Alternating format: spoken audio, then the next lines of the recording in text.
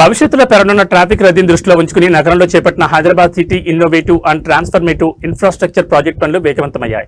ఇందులో భాగంగా Banjara Hills road number 2లోని ముక్తా జంక్షన్ వద్ద నిర్మిస్తున్న స్టీల్ ఫ్లైఓవర్ పనులను హైదరాబాద్ నగర పోలీస్ కమిషనర్ బీసీ సజ్జనార్ క్షేత్రస్థాయిలో పరిశీలించారు. జీహెచ్ఎంసీ మేఘా ఇంజనీరింగ్ సంస్థ ప్రతినిధులు పోలీసు ఉన్నతాధికారులతో కలిసి ఆయన నిర్మాణ ప్రాంతాన్ని పర్యవేక్షించారు. అనంతరం సజ్జనార్ మాట్లాడుతూ నగరంలో ట్రాఫిక్ సిగ్నల్స్ లేని రహదారుల వ్యవస్థను తీసుకురావడమే లక్ష్యంగా ఈ పనులు జరుగుతున్నాయన్నారు. ముఖ్యంగా కేబీఆర్ పార్క్ చుట్టూ సిగ్నల్స్ ఫ్రీ రాకపోకల కోసం రాబోయే 2 ఏళ్లలో మొత్తం 7 ఫ్లైఓవర్లు అండర్ పాస్లను నిర్మించనున్నట్లు వెల్లడించారు. జీహెచ్ఎంసీ, రాష్ట్ర ప్రభుత్వం, పోలీసు యంత్రాంగం సమన్వయంతో ప్రజలకు ఇబ్బంది కలగకుండా ఈ నిర్మాణాలను దశలవారీగా ప్రణాళికాబద్ధంగా చేపడుతున్నట్లు వివరించారు.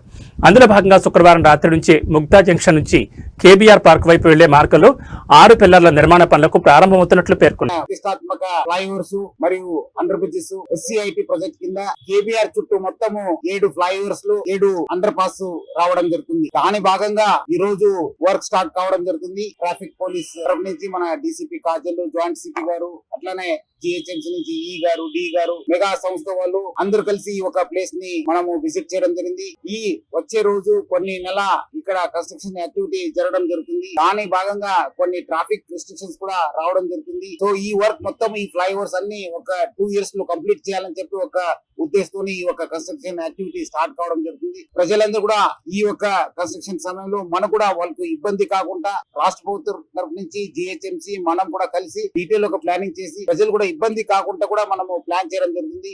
ఈ వర్క్ జరిగే సమయంలో ప్రజలందరూ కూడా సహకరించాలని చెప్పి నేను హైదరాబాద్ సిటీ పోలీస్ తరఫు నుంచి, జిహెచ్ఎంసీ తరఫు నుంచి, రాష్ట్ర ప్రభుత్వం తరఫు నుంచి కూడా ప్రజలందరూ కూడా కోరుతున్నాను.